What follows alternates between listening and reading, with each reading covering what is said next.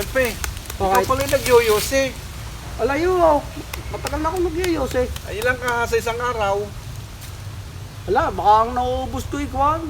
Mga 3 kaha. Alay, maghapon na yun, 3 kahang yun. Ayun. Oo. O, ilang taong ko rin nagyoyose niyan. Bakit matagal na? Ako na, binata pa ako eh. Baka nasa 15 taon na, 15 years ako nagyayos eh. Mahirap tigilan na eh. Ay, matagal na nga yun. Ako eh.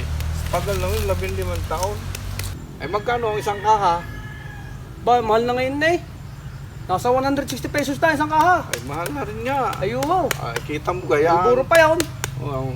Ay, siya, kita mo gaya, 160. Ay, kukumpitin natin sa... Okay, nagastaw. Oo, sa 3 kaha. Oh. Ang lumalabas sa 3 kaha ay 480 Isang araw. sa isang Isang araw. Oo, tama. O, sa isang buwan, sa 30 days, Oh. ay lumalabas na 14,000. Ang gastos ka? Oo, sa sigarilyo po. Ba, malaki din Sa- pala yun. Oo, sa isang taon, ang yung paninigarilyo, Oh.